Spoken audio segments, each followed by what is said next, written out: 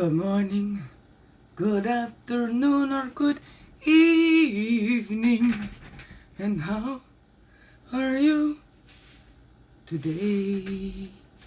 Good morning, good afternoon, or good evening. Here's the daily drop to help you along your way.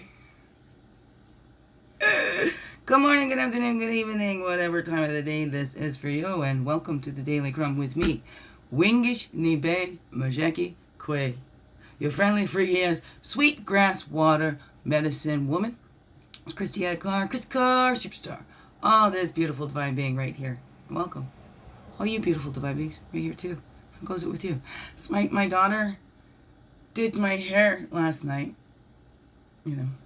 around bedtime, trying to stay up a little bit later, bedtime. She said she was going to finish it today, so I had to sleep with it like that.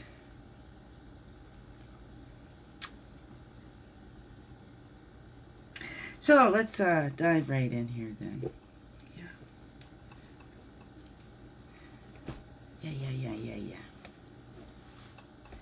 What's comes up? There's been lots with my children. Darkest times. Nightmares. Dreams and nightmares at the same time. Okay, those two wanted to come sideways. We have to look upon the environment with optimism. The pessimism is within us. Think of an issue in your life you felt negatively about recently and apply this lens.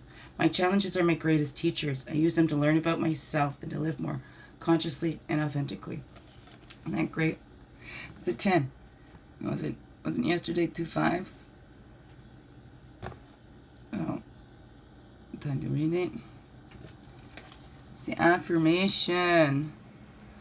Usually I feel that way, my challenges. There are some challenges here that I can still learn and grow from.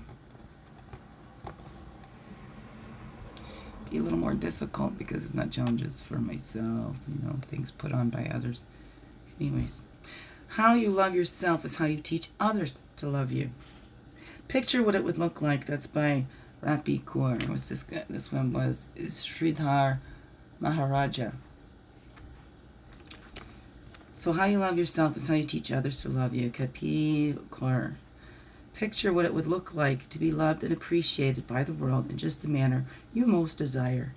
Channel this image today as you move through your day. That's a 63, right? 910. Let's take those tips. So not only like the golden rule, treat others the way you want to be treated, but we also teach people how to treat us by what we accept into our lives. But then, there's other people. I feel like with my children, it's not just me that's taught them how to treat me, it's others. By the way they have treated me and just sort of dismissed me, said things like, I'm just lazy, I just use my pain to be lazy, all that. I don't try to claim it's not mine. Ow, I hear somebody moving around. One of my children's is up. Probably my girl, she's usually the first one up. My other baby boy, they're always the happiest in the morning. I call them my sunshine. There's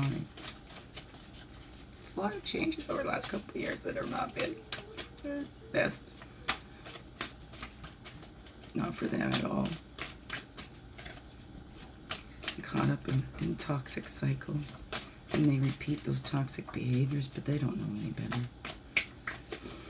Children learn what they live. They haven't been living with their mother.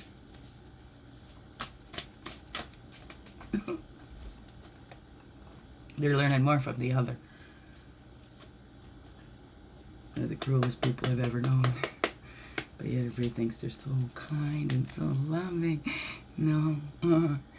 Firemen, let's burn that up. Find that passion, that spontaneity. What are you being called to here, right?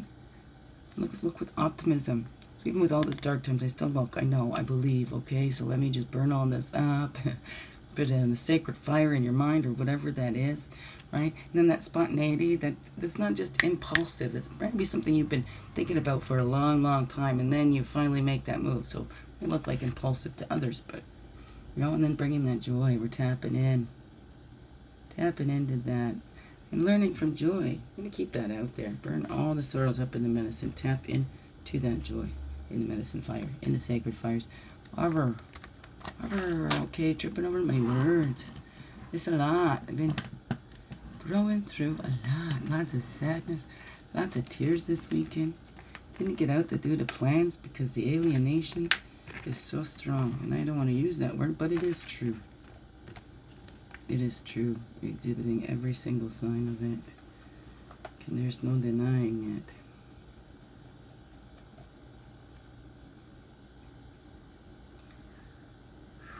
So, I took a lot. That's why I taught people to love me. It's okay. I don't need much. I just need crumbs. So then that's what I would always get, you know. They don't have to put in any extra effort because I'm so happy and so joyful and so thankful for just such a little bit. Because that seemed to be all I was tossed.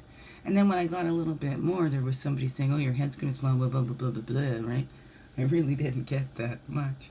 So then when I did get stuff, then I felt guilty for that because there's somebody with less, you know. So, here we go. Rites of Passion 3. Change. So we gotta change that. If we don't like how we're being treated, we start treating ourselves differently. Maybe.